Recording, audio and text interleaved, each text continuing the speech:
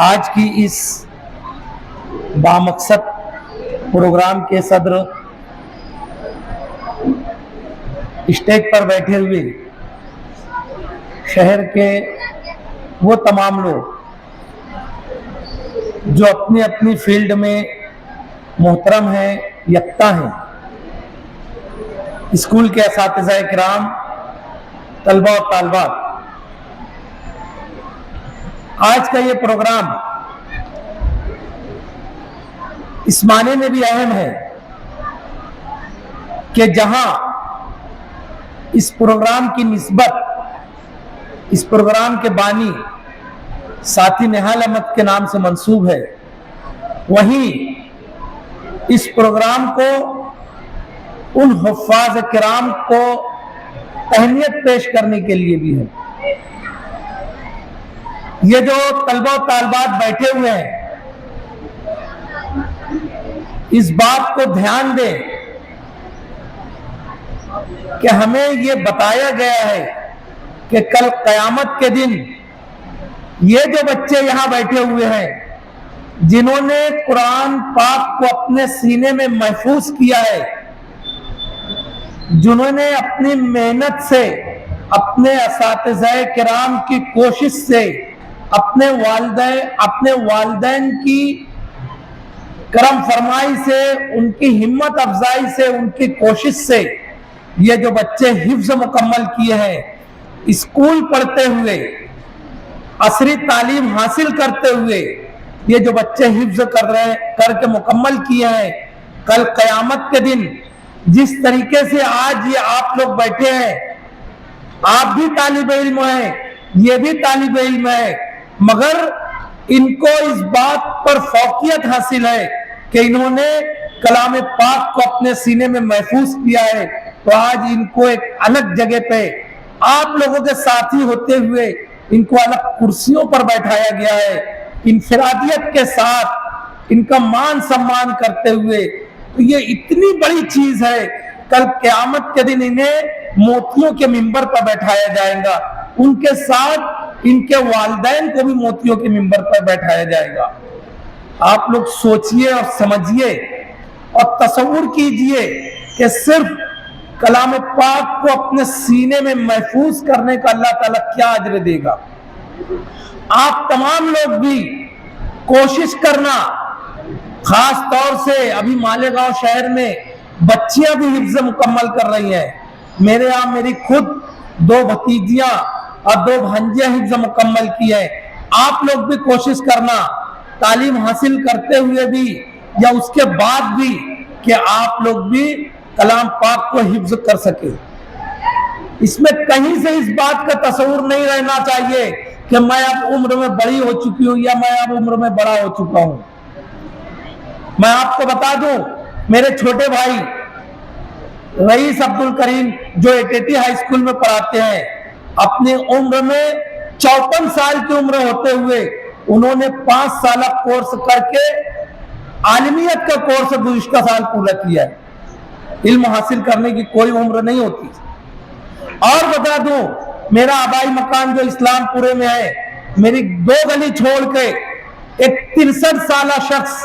گزشتہ سال حفظ مکمل کیا ہے۔ تو آپ لوگوں سے بھی گزارش ہے کہ تعلیم کے بارے میں، تعلیم حاصل کرنے کے بارے میں کبھی بھی اس بات کا دل کے اندر نہیں لانے کا کہ میری عمر کتنی ہوئی ہے۔ آج یہ پروگرام جن کے نام سے منسوب کیا گیا ہے، ساتھی نہال احمد صاحب، ان کا ایک کام تو میں ہمیشہ سے یہ مانتا ہوں کہ یہ کام ہندوستان میں کوئی نہیں کر سکتا جو انہوں نے کیا۔ مجھے میرے چھوٹے بھائی، میرے بھتیجے نے بتایا کہ وہ انٹرویو کے لیے ایک اسکول میں گئے اور تمام ڈاکومنٹس کی جانچ ہونے کے بعد جب ان کی بی اے کی ڈگری کے اوپر جانچ ہوئی تو یہ ہوا کہ جو دارالعلوم ندوۃ العلماء لکھنؤ سے جو فارغ ہے، عالمیت کا کورس، اس کی ڈگری بی اے کے مساوی ہے۔ میں اس سے پوچھنے لگا کہ بھئی اور کن کن مدارس کی ڈگری بی اے کے مساوی ہے؟ تو انہوں نے بتایا کہ ندوہ کی ڈگری BA کے مساوی ہے حکومت مہاراشٹر حکومت ہند کے اس سے، اور دارالعلوم دیوبند کی ڈگری BA کے مساوی ہے۔ اور جو میں بولنا چاہتا ہوں کہ مالیگاؤں کا ایک مدرسہ ہے جامعۃ الصالحات، جسے ساتھی نہال احمد صاحب نے BA کے مساوی ڈگری دلا دی، وہ ایک ہندوستان میں 3 مدارس ہیں جن کی ڈگری BA کے مساوی ہے۔ بہرکیف اس شخصیت کو خراج عقیدت کرنے کے لیے اسکول انتظامیہ نے جو پروگرام بنایا ہے،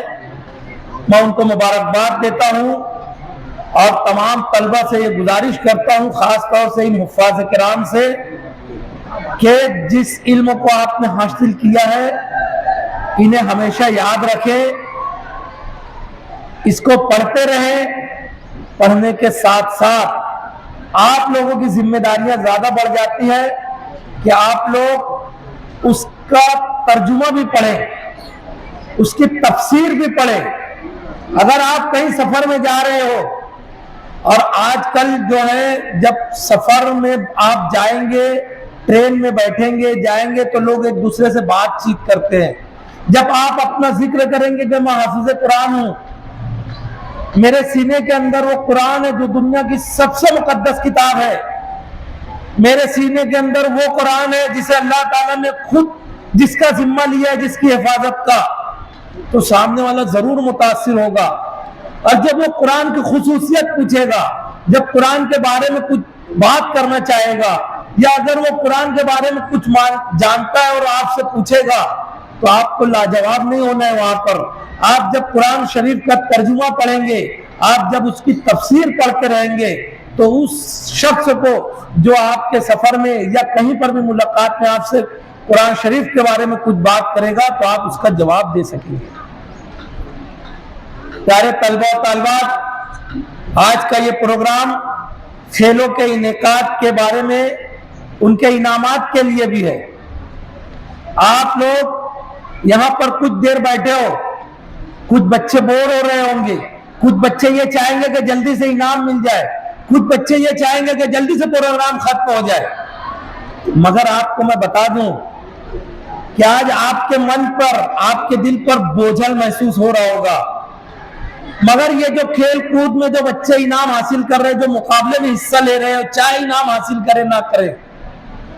یہ جب ہماری عمروں کو بھی پہنچ جائیں گے نا، اور جب تصور میں یاد کریں گے، تو اسکول کا یہ گراؤنڈ، یہ اساتذہ کرام انہیں یاد آئیں گے۔ تو آپ لوگ ان پروگرام میں ضرور بضرور حصہ لیں۔ ضروری نہیں کہ آپ کو انعام ملے تبھی، بلکہ اپنی فطری صلاحیتوں کو اجاگر کرنے کے لیے، اپنے اندر اپنی ایک مسلسل ہمت اور حوصلوں کو بڑھانے کے لیے، اپنی صحت کو خیال رکھنے کے لیے،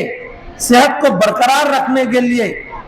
چاہے تقریری مقابلہ ہو، چاہے تحریری مقابلہ ہو، چاہے اسپورٹس کا مقابلہ ہو، کھیل کود کا مقابلہ ہو، اس میں حصہ لینے سے، مسابقت سے آپ کے اندر کی فطری صلاحیتیں ابھرے گی، نکھر کے آئے گی، اور یہ آگے آپ کی زندگی میں بھی کام آئے گی۔ اس لیے